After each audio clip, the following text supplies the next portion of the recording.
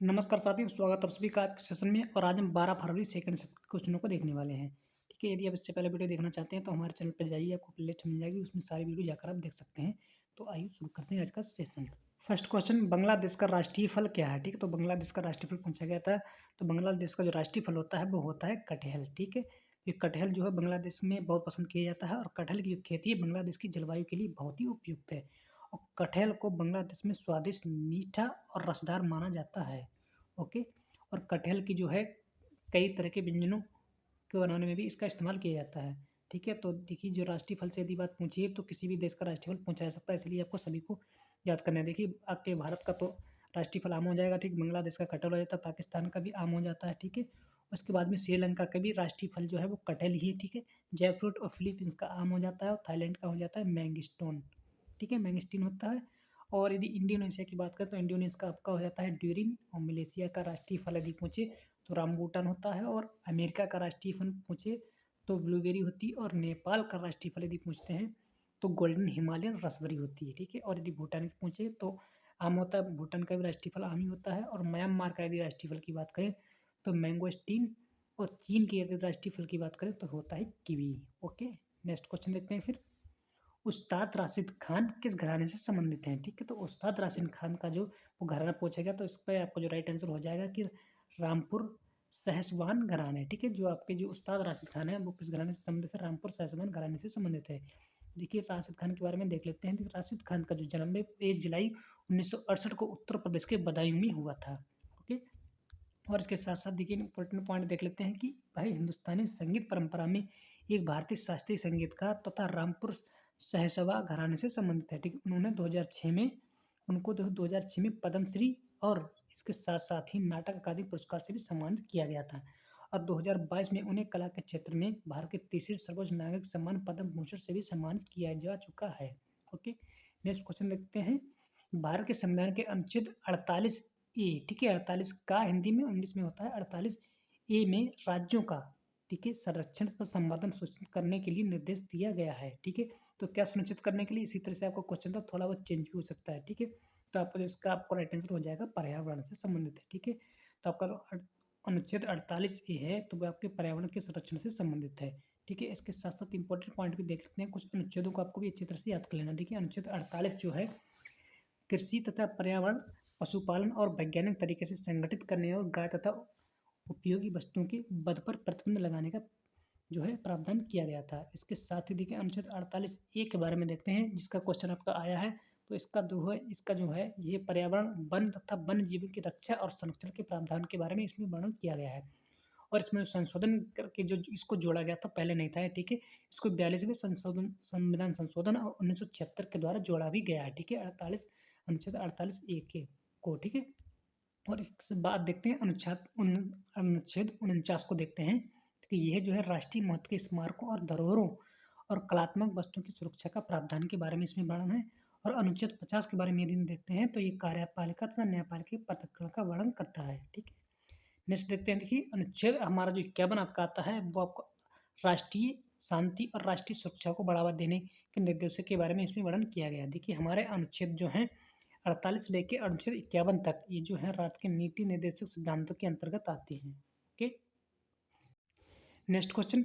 राज्य विधान परिषद में राज्यपाल द्वारा कितने सदस्यों का मनोनयन किया जाता है? ठीक है, राज्य विधान परिषद में राज्यपाल द्वारा 1/6 सदस्यों का मनोनयन किया जाता है राज्यपाल के द्वारा। ठीक है, ये आपका राइट आंसर हो जाएगा। इसके साथ साथ इंपॉर्टेंट पॉइंट देख लेते हैं। देखिए, किसी भी राज्य की विधान परिषद का गठन जो भारतीय संविधान के अनुच्छेद 169 के अनुसार ही किया जाता है। ठीक है, और भारतीय संविधान के अनुच्छेद 171 के अनुसार किसी राज्य की विधान परिषद में सदस्यों की कुल संख्या है वो विधानसभा के सदस्यों की कुल संख्या की 1/3 से अधिक नहीं हो सकती। ठीक है, विधान परिषद के सदस्यों की संख्या विधानसभा के सदस्यों की 1/3 संख्या से अधिक नहीं हो सकते। ठीक है, और विधान परिषद में देखिए, जो विधान परिषद के सदस्यों की संख्या जो को चयन करने का जो तरीका होता है, ठीक है, उसको निम्नलिखित तरीके में वर्णन किया गया, उसको हम देख लेते हैं एक नज़र में। ठीक है, जो यदि 1/3 सदस्य जो है इसके जो है स्थानीय निकाय, जिसकी नगर पालिका, ग्राम सभा तथा ग्राम पंचायत समिति और जिला परिषद के सदस्यों के द्वारा चुने जाते हैं। और उसके बाद में जो 1/3 सदस्य हैं राज्य की विधानसभा के सदस्यों के द्वारा चुने जाते हैं, विधान परिषद के सदस्य।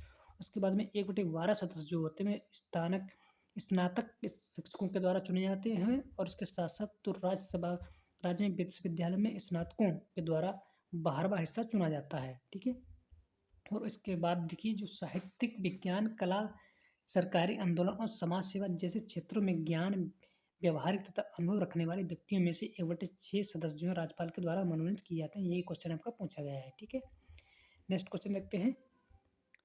खासावा दादा साहेब जादव किस खेल से संबंधित हैं? ठीक है, या किस खेल से जुड़े हैं, किस खेल से लगाव रखते हैं? ठीक है, तो इसमें आपका जो राइट आंसर हो जाएगा वो होगा कुश्ती से संबंध रखते हैं। ठीक है, और देखिए ये जो है इनको जो है ओलंपिक कांस्य पदक जीतने वाले प्रथम भारतीय व्यक्ति हैं। ठीक है, जिसका नाम है खासावा सादा जादव।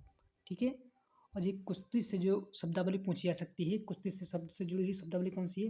देखिए फ्री स्टाइल होता है, तो हेल नेंसन होता है, पॉइंट होता है, हीव इत्यादि जो है कुश्ती से जुड़ी हुई शब्दावली, इसको इंपॉर्टेंट है, बहुत ही याद कर लेना है। ठीक है, देखिए कुश्ती से जुड़े प्रमुख व्यक्तियों के नाम भी आपको याद रखना है। कौन कौन से? साक्षी मलिक हो गई और सुनील कुमार सोलंकी होंगे, उदय चंद हो गए, जतेंद्र चंद गोहे हो गए और खसाबा दादा साहेब जादव, उन्हें जेडी जादव के नाम से भी जाता है और योगेश्वर दत्त है। ठीक है, नेक्स्ट क्वेश्चन देखते हैं। अगला क्वेश्चन आपका आया था कि भारत की 7वीं पंचवर्षीय योजना कब समाप्त हुई थी? ठीक है, तो भारत की 7वीं पंचवर्षीय योजना है तो उसका जो टाइम पीरियड आपका होता है 1990 में समाप्त होती है। यदि टाइम पीरियड की बात करें तो ये 1985 में लागू हुई थी और 1990 में खत्म हो गई थी। ठीक है, और इसके साथ ही देखिए इंपॉर्टेंट पॉइंट देखते हैं इसका। देखिए इस योजना का जो नेतृत्व था वो कांग्रेस पार्टी ने किया था और राजीव गांधी उस समय देश के प्रधानमंत्री थे। ठीक है, इंपॉर्टेंट पॉइंट और भी देखते हैं इसके। देखिए जो 7वीं पंचवर्षीय योजना थी इसका मुख्य उद्देश्य था सामाजिक न्याय के जरिए आर्थिक उत्पादकता बढ़ाना और खाद्यान्न उत्पादन में वृद्धि करना तथा रोजगार के अवसर पैदा करना। नेक्स्ट क्वेश्चन देखते हैं। देखिए सुखविंदर सिंह सुक्खू, ठीक है, जो सुखविंदर सिंह सुक्खू के नाम से भी जानते, किसके अध्यक्ष थे? ठीक है, इस तरह से क्वेश्चन आया था तो थोड़ा बहुत चेंज भी हो सकता है। ठीक है, तो इसमें आपका जो राइट आंसर था, ठीक है, तो हम 2013 और 19 के हिसाब से, ठीक है, वो हिमाचल प्रदेश में कांग्रेस कमेटी के अध्यक्ष के पद पर थे। ठीक है, यानी कि कांग्रेस कमेटी के अध्यक्ष के पद पर थे हिमाचल प्रदेश के। ओके, और देखिए सुखविंदर सिंह जो हैं वर्तमान में हिमाचल प्रदेश के मुख्यमंत्री हैं और उन्हें 11 दिसंबर 2022 को मुख्यमंत्री पद की शपथ दिलाई गई थी। ठीक है, और देखिए 2013 से लेकर 2019 से हिमाचल प्रदेश की जो कांग्रेस कमेटी हुई थी उसके अध्यक्ष के रूप में भी इन्होंने कार्य किया था। नेक्स्ट क्वेश्चन देखते हैं। मगध के शासक बिंबिसार का उत्तराधिकारी कौन था? ठीक है, तो मगध के शासक बिंबिसार का उत्तराधिकारी उससे अजातशत्रु, जिसमें मिलेगा उसका राइट आंसर हो जाएगा। ठीक है, और इसके साथ साथ देखिए जो अजातशत्रु का कार्यकाल यदि पूछा जाए तो आपको याद रखना है कि इसका एक कार्यकाल है वो 492 ईसा पूर्व से लेकर 460 ईसा पूर्व तक इन्होंने शासन किया था। ठीक है, और देखिए बौद्ध धर्म के जो मुताबिक देखते हैं, यदि बौद्ध धर्म के मुताबिक देखें तो देवदत्त नाम के एक बौद्ध भिक्षु के प्रभाव में अजातशत्रु ने अपने पिता बिंबिसार की हत्या कर दी। लेकिन यदि जैन धर्म के मुताबिक हम देखते हैं तो बिंबिसार जो था उसने स्वयं ही हत्या कर ली थी। ओके, जो जैन धर्म के मुताबिक, बौद्ध धर्म के मुताबिक और जैन धर्म के मुताबिक, ठीक है, याद रख लेना अच्छी तरह से। अब देखिए जी बिंबिसार जो है, बिंबिसार को सैनिक और सैनिक के नाम से भी जाना जाता है, ये भी पॉइंट पूछा जा सकता है। ठीक है, मोस्ट इंपॉर्टेंट है। नेक्स्ट क्वेश्चन देखते हैं। देखिए 105वें तत्व का नाम है, ठीक है, ड्यूबिन है और ये है आवर्त सारणी के किस समूह में आता है? ठीक है, इस तरह से पूछा गया।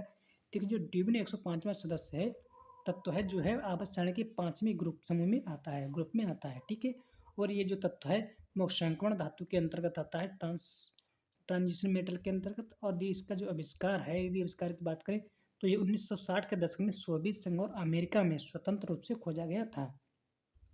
नेक्स्ट क्वेश्चन देखते हैं। अगला क्वेश्चन आपका पद्म भूषण 2020 के प्राप्तकर्ता मनोज दास ने किस क्षेत्र में पुरस्कार जीता था? ठीक है, तो इन्होंने मनोज दास को 2020 में साहित्य और शिक्षा के क्षेत्र में इनको पुरस्कार दिया गया था।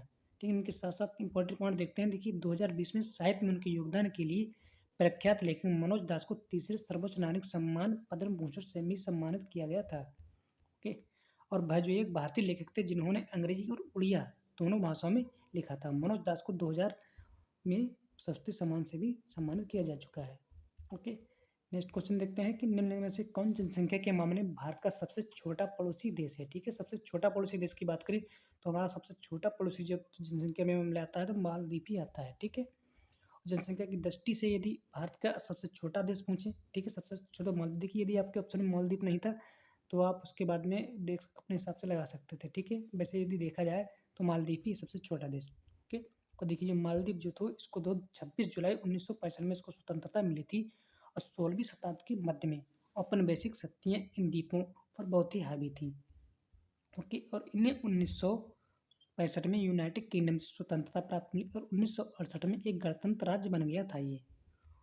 नेक्स्ट क्वेश्चन देखते हैं, ईसाई धर्म की धार्मिक पुस्तक का नाम क्या है? ठीक है, तो ईसाई धर्म की धार्मिक पुस्तक का नाम बाइबल होता है। सभी ने लगभग लगा दिया होगा। ठीक है, करेक्ट आंसर हो जाएगा सभी का।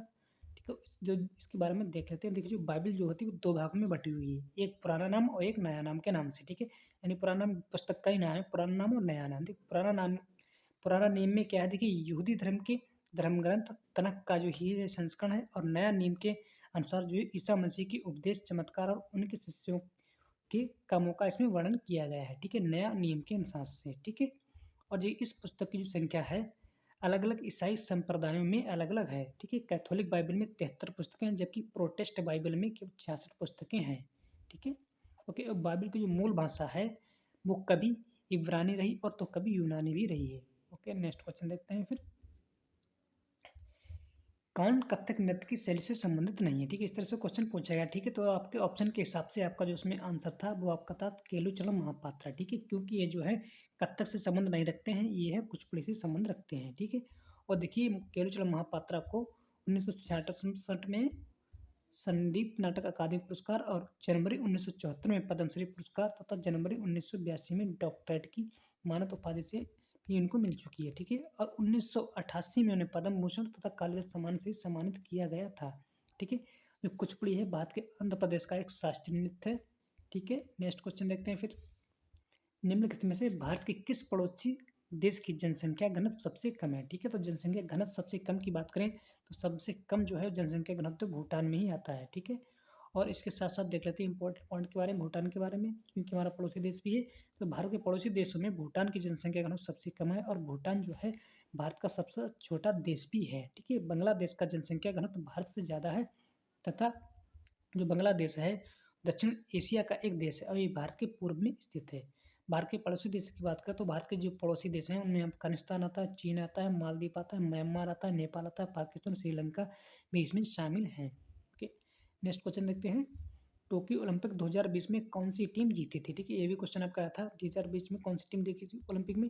ठीक है, तो ओलंपिक जो 2020 में हुआ था टोक्यो में, ठीक है, तो उसमें पुरुष हॉकी टीम उसमें जीती थी। ठीक है, टोक्यो ओलंपिक टीम में जो कि महिला और पुरुष के बारे में इसमें ऑप्शन था, तो उसमें पुरुष टीम को ही आपको लगाना था। ठीक है, तो टोक्यो ओलंपिक थी 2020 में मेंस हॉकी का स्वर्ण पदक तो था, तो बेल्जियम ने जीता था। ठीक है, यदि स्वर्ण पदक की बात पूछा गया तो आपको इसमें बेल्जियम लगाना था। स्वर्ण पदक किसने जीता था? बेल्जियम। और यदि सिल्वर मेडल की बात करें तो सिल्वर आपका था रजत पदक यानी कि ऑस्ट्रेलिया ने जीता था, और जो ब्रॉन्ज मेडल था वो भारत ने जीता था। ठीक है, भारत ने किसको? जर्मनी को हराकर।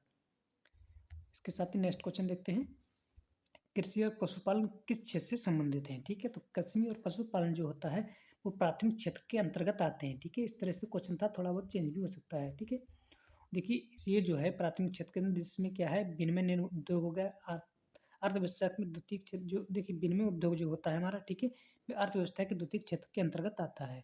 ठीक है, नेक्स्ट क्वेश्चन, मुस्लिम लीग की स्थापना के बाद सबसे पहले किसका विभाजन हुआ था? ठीक है, तो मुस्लिम लीग की स्थापना के बाद सबसे पहले जो कांग्रेस और मुस्लिम लीग की बीच विभाजन हुआ था।